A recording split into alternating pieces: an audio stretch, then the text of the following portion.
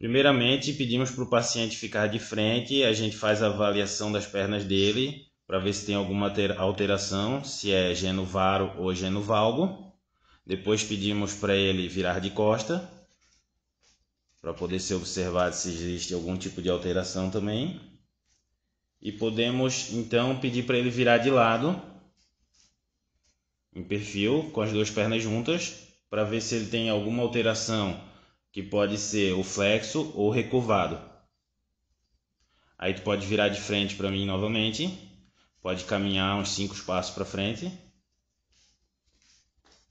A gente avalia a caminhada do paciente, pede para ele virar e caminhar novamente. Prontinho, fizemos a inspeção do paciente. Teste de Dendenburg. Pedimos para que o paciente se dê volta em posição ortostática e pedimos para que flexione o joelho. E então estamos testando a musculatura dos abdutores contralaterais. Neste caso, se ele está levantando o lado esquerdo, estamos testando a musculatura do lado direito. Pedimos para que o paciente realize com o outro membro a inflexão de joelho, testando o lado contralateral dos músculos abdutores. Caso tenha alguma alteração, vai ter um decaimento deste membro localizado. Agora a gente vai fazer o teste do ângulo Q. O teste do ângulo Q, pedimos para o paciente se deitar em decúbito dorsal. Encontramos o centro da patela dele, posicionamos o goniômetro. Encontramos aqui a espinha ilíaca antero superior. Posicionamos o goniômetro na linha da espinha ilíaca antero superior. E a outra parte do goniômetro a gente posiciona em uma linha imaginária na tuberosidade da tíbia. O normal do teste Q é dar um pouco valgo menor do que 20 graus. Se for acima de 20 graus, o teste Q já é positivo e o paciente tem alguma normalidade.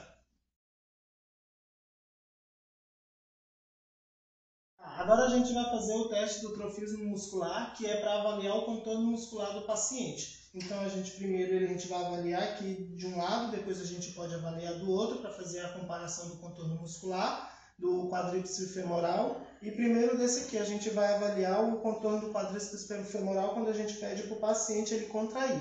Pode contrair, por favor? Aí a gente percebe que o contorno está bem regular. E a gente pode comparar com o outro lado para ver se também está regular da mesma forma que esse. Pode contrair e a gente percebe que o contorno muscular ele também está regular igual a esse.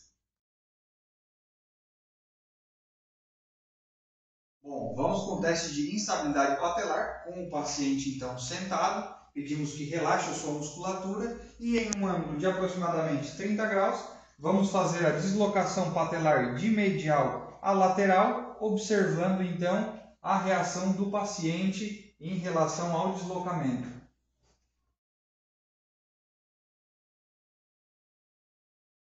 Agora vamos fazer um teste de palpação no nosso paciente e já vamos aproveitar também para fazer o teste do cubo de gelo. Primeiramente a gente vai fazendo a palpação das estruturas do joelho do nosso paciente, a parte da fossa poplítea, inserções tendíneas e também faremos a palpação dos meniscos.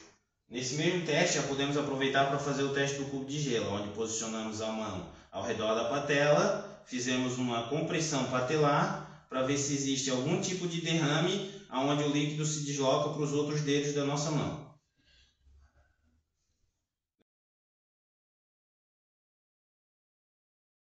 Então, agora vamos fazer o teste de compressão patelar. Pedimos para o paciente deitar em decúbito dorsal, deixamos o membro dele estendido em aproximadamente 30 graus, fizemos uma palpação das facetas patelares.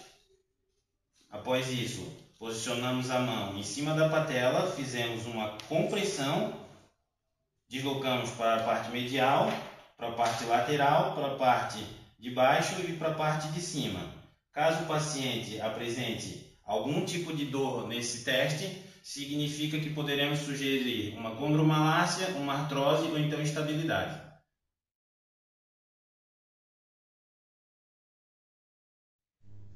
Então a gente vai fazer o teste de inclinação patelar. O paciente ele tem que estar em decúbito dorsal. Eu me posiciono ao lado da maca com a perna do paciente no ângulo de 30 graus e eu também devo fazer com o paciente com a perna estendida.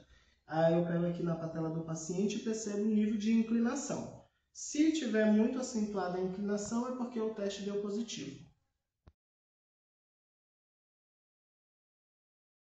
Agora nós vamos realizar o teste de apreensão patelar a 30 graus, sim, onde tanto nós podemos sentar-nos sobre a maca e apoiar a perna do paciente sobre a nossa, como também podemos apoiar um apoio, realizando então esse ângulo de 30 graus e vamos ver o deslocamento do mesmo, observando sempre a reação do paciente, sempre de medial a lateral, sim, e observando a reação do paciente.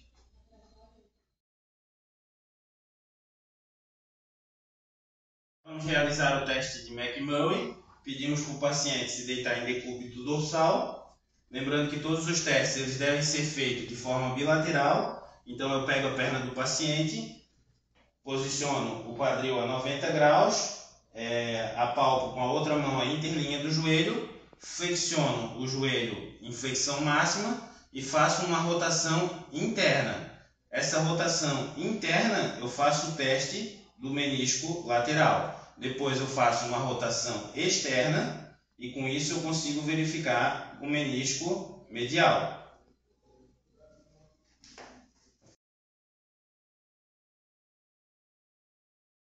Agora vamos realizar o teste de Abre com o paciente em decúbito ventral. Flexionamos então o joelho do paciente um ângulo de 90 graus e vamos realizar uma compressão juntamente com a rotação interna e externa do mesmo membro. E em caso de que exista uma dor, vamos realizar então uma distração, realizando o alívio da dor nesse paciente. E em caso de que tenha a dor, a compressão e alívio da dor na distração, então podemos dizer que temos um teste de Abre positivo.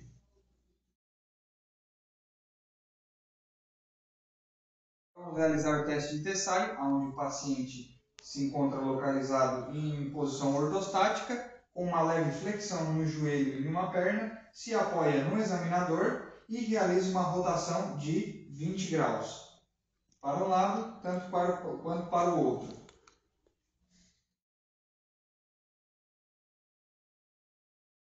Vamos realizar o teste de Steinmann, agora do paciente então sentado na maca. Vamos realizar então uma rotação externa e interna para verificação se existe dor ou estalido na região meniscal.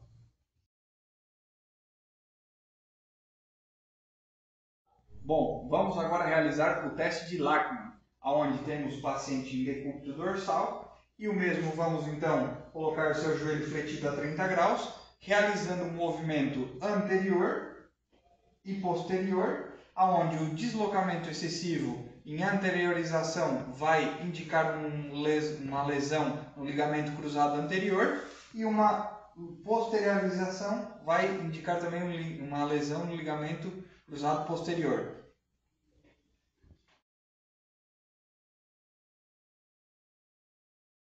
Então a gente vai fazer o teste da gaveta. O paciente ele precisa estar em decúbito dorsal. Eu posso colocar a perna do paciente no ângulo de 90 graus. Eu sento em cima da perna do pé do paciente, faço uma anteriorização próxima aqui do joelho e uma posteriorização para verificar os ligamentos anteriores e os posteriores. Vamos pedir para o paciente fazer uma contração ativa do quadríceps femoral dele.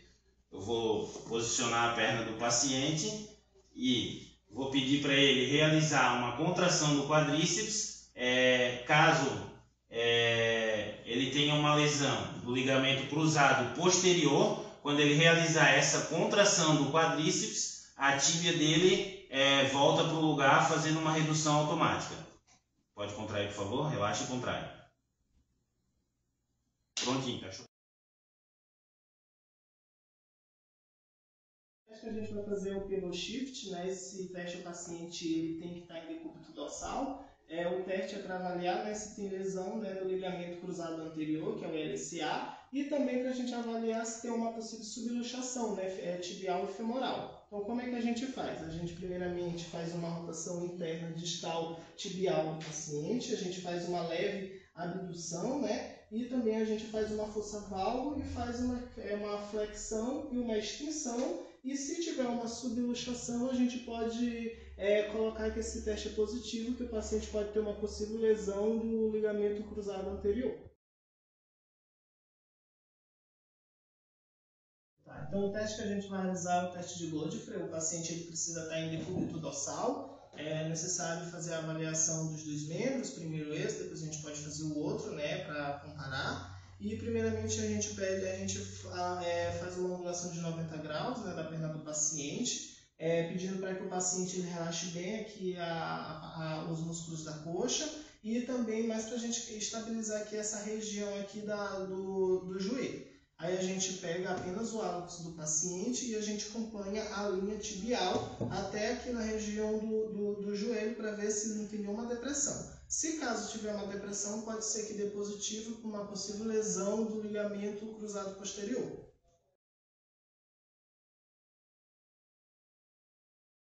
Então, agora vamos realizar o teste de Eli no paciente. Pedimos para ele se deitar em posição ventral. Pegamos o pé dele e fizemos uma flexão em direção ao glúteo dele, uma flexão máxima. Se apresentar algum tipo de contração ou alguma elevação ipsilateral do quadril, significa que ele pode apresentar uma contratura do músculo reto femoral.